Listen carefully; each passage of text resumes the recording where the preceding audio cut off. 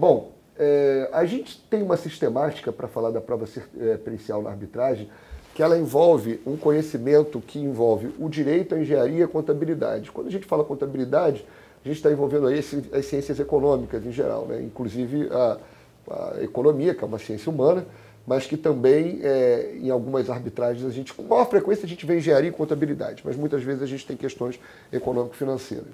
E o conhecimento de direito, ele é importante porque ele possibilita que a linguagem do trabalho que vai ser feito seja uma linguagem que sirva a quem vai julgar. Porque não basta apenas você ter um expert, ter um perito, um assistente técnico que entenda profundamente dos temas, porque ele vai ter que se apresentar numa audiência, ele vai ter que estar submetido a um contraditório, ele vai ter que preparar um relatório que servirá para a análise e a leitura do painel de árbitros.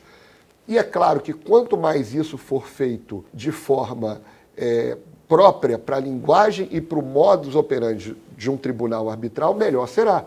Né? É igual você diz, olha, no processo do trabalho, no juizado civil, você pode ser advogado, mas quase ninguém vai. Né? Então, assim, você pode produzir um relatório que ele explique os principais assuntos, mas se ele não... Mas, assim, o conhecimento da técnica, e aí um expert... um assistente técnico, um expert com bastante experiência, faz toda a diferença porque as arbitragens são confidenciais, você não tem jurisprudência disso. Então, de uma forma bastante prática, quanto mais rodagem uma determinada empresa, um consultor tem, melhor a qualidade dele.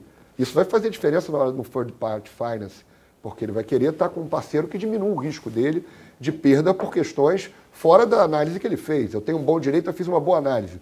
No mínimo, o que eu preciso é que na hora de fazer a sopa, coloque os bons ingredientes na ordem lá e a sopa no final fique pronta como eu esperei. Mas aí se acontece uma coisa no meio do caminho que muda tudo isso, ou seja, o cara não sabe mexer a panela, por exemplo, a coisa não adianta você ter os ótimos ingredientes, vai tudo grudar ali e não vai funcionar. Então, assim, o conhecimento multidisciplinar ele é muito importante para produzir um relatório técnico de qualidade e que os árbitros, dentro da habitualidade, e até porque, de uma forma bastante expressiva, a formação de quase todos é em direito, isso também sirva a esse propósito, de esclarecer, porém, com uma linguagem vinculada ao contrato. E eu tomo cuidado de dizer o seguinte, isso não significa dizer que o assistente técnico ele tem que saber o direito, mas ele tem que saber como ele coloca as questões técnicas diante das questões contratuais que são trazidas. E isso é muito importante porque isso torna aquela informação que está chegando para os árbitros útil para o ponto de vista que ela se presta a esclarecer. Aqui na nossa sistemática da arbitragem em gráfico, a gente tem aqui os passos também, isso é uma coisa bem didática, né? Você tem a instalação do tribunal, a redação do termo de arbitragem, as alegações escritas, inicial, contestação, réplica e tréplica, e só aqui entra a prova arbitral, elaboração de quesitos, laudos e pareceres, e depois a sentença. Apesar dessa ser a estruturação clássica do funcionamento de uma arbitragem, muitas das vezes o assistente técnico começa a trabalhar naquela fase de alegações escritas, inicial, contestação, réplica e tréplica. Por que isso tem uma importância grande? Você não consegue estabelecer um caso de sucesso se você tiver uma ótima tese jurídica e uma questão técnico-probatória que não seja forte ou afinada com essa tese o bastante. A tese jurídica cai, porque se a prova técnica não sustentar o que é dito na tese jurídica, ela perde sentido perante o tribunal. E isso vai ser explorado negativamente pela outra parte, quer dizer, positivamente pela outra parte, em detrimento da parte que tiver, basicamente vai ser dito o seguinte, olha, a tese que você tem, ela não se prova aqui na prova técnica, então ela não é verossímil, ela não parece correta e muito provavelmente ela não vai ter êxito. Dá menos trabalho você ter o assistente técnico antes, porque quando ele faz um relatório, qual é a função clássica de um assistente técnico dentro do direito anglo-saxônico, dentro do procedimento de arbitragem? Ele vai fazer uma análise fria do que aconteceu no determinado empreendimento. Quais os impactos, se houve caminho crítico ou não, porque todo e qualquer empreendimento ele tem 3 características que são imutáveis. Seja um navio, seja uma refinaria, seja um contrato na padaria, seja o que for. Ele tem escopo, prazo e custo. Quando você tem escopo, prazo e custo, e todo contrato tem isso, se uma dessas variantes, ou mais de uma delas, mudam, vai surgir um dever de indenizar. Porque vai surgir uma responsabilidade civil ali, isso tem que ser de alguma forma custeado, de algum modo.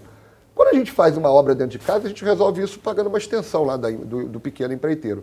Mas quando a gente fala de uma obra muito grande, de um empreendimento muito grande, não dá para ser dessa forma. Você tem investidores, você tem acionistas, você tem uma série de coisas, você tem prazo, você tem perda de receita, tem lucro cessante.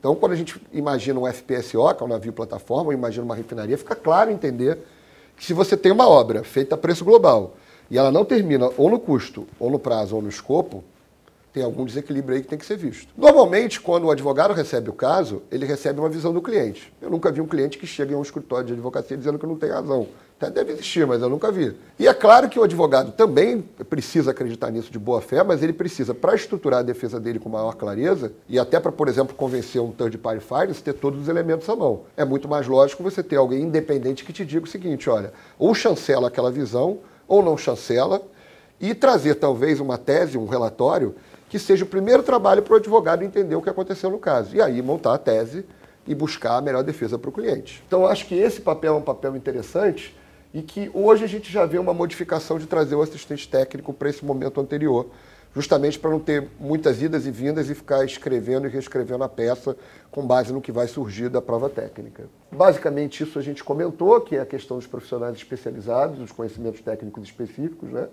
Juiz e árbitro normalmente não são expert, né? Estão pouco oniscientes, então os peritos e o assistente técnico complementam a falta de conhecimento nesse aspecto específico, seja contábil, técnico, econômico, seja o que for. As atividades mais comuns que a gente faz são os cálculos dos danos em geral, a fixação de valores em contratos de longa duração, a análise dos vícios de equipamentos, a análise de atraso em obra, dos prejuízos, se houve disruption ou não. Enfim, os assuntos técnicos de uma forma geral. As formas de escolha do perito na arbitragem, a gente tem a decisão do tribunal arbitral, a indicação das partes. Bom, basicamente isso aqui a gente já falou, mas é o papel que se junta do perito e do expert witness ou do assistente técnico que forma o protocolo SACS. Agora está em moda, mas a gente ainda não tem os resultados finais de se isso vai, enfim, evoluir ou não de uma forma satisfatória pela parte controversa. As principais normas técnicas que regem o serviço, isso é importante, são as normas da NBR, as normas técnicas do IBAP, os protocolos de análise de atraso da SL, que é a Sociedade Britânica de Construções, e as recomendações da ACE, que é a Associação Americana de Engenharia de Custos. Então, esses são os principais norteadores dos trabalhos que envolvem assistência técnica. Isso é muito familiar para quem é assistente técnico, mas também é muito interessante para os advogados que trabalham com o assunto, terem o conhecimento dessas normas, que não é tão familiar a eles, porque elas podem, em boa medida, ajudar as teses, enfim, que estão em desenvolvimento.